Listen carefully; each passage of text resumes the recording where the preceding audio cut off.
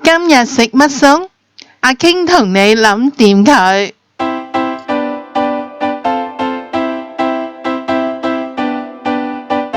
柚子蛋糕，我哋大家嚟睇下我哋嘅材料先。我哋有無鹽牛油呢180個 gram， 我哋呢要將佢溶到呢室溫嘅，就係咁樣撳落去，見到呢佢開始軟化就得噶啦。糖，幼糖呢就係140個 gram， 半匙羹嘅鹽咯，2隻雞蛋，220個 gram 嘅普通麵粉，半匙羹嘅發粉，半匙羹嘅梳打粉，110個 gram 嘅柚子醬，同埋90毫升嘅鮮奶。準備晒所有材料，我哋可以開始煮噶啦。將啲鹽啦，同埋糖啦，牛油都放晒落去個攪盤度，略略撈勻佢之後呢，我哋就可以用個機器嚟到用慢速呢去將嗰啲牛油同埋糖呢混合佢先，跟住就用中速啦。中速呢，你見到佢慢慢啲糖啊同埋啲牛油都合埋一齊啦，我哋就可以呢用快速呢去打佢噶啦。咁一路打到呢，你見到佢啲顏色呢就變到淡色啦，同埋好 creamy 嘅。咁我哋就打起咗我哋嘅牛油噶啦。略略攪拌之後呢，我哋可以將我哋嘅雞蛋放落去，跟住呢就係用慢速啦，就將隻雞蛋呢，你慢慢融入去我哋嘅麵糊嗰度。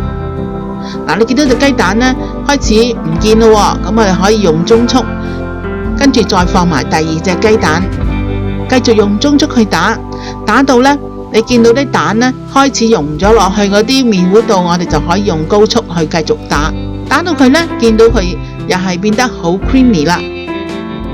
咁牛油嘅醬就打好咗啦，跟住呢，我哋就係落我哋嘅乾粉啦，就係我哋嘅麵粉啦、發粉啦、梳打粉啦，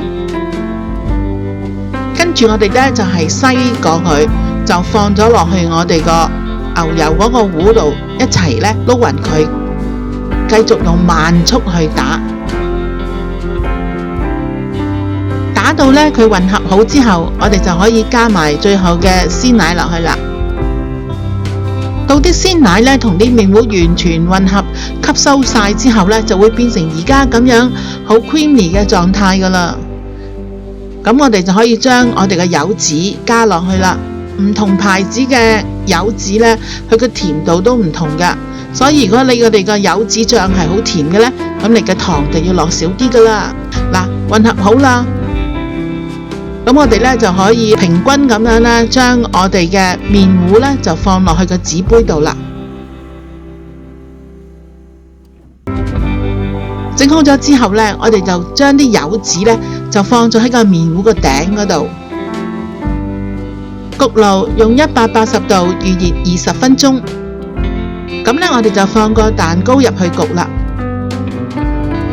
焗到15分鐘啦，我哋呢將佢拎出嚟，將佢前後呢方向呢轉咗佢之後再焗10分鐘，聞到好香咯喎。我哋揾啲竹籤呢嚟到試一試吉佢。嗱，拎翻出嚟，你見到冇麵糊黐住，我哋嘅蛋糕就焗好噶啦。攤凍10分鐘，我哋就可以食噶啦。個蛋糕上面加咗柚子，脆卜卜、甜甜地咁，好好味噶。想知我下次煮啲咩？快啲訂閱我嘅頻道啦！記住同你嘅朋友分享啊！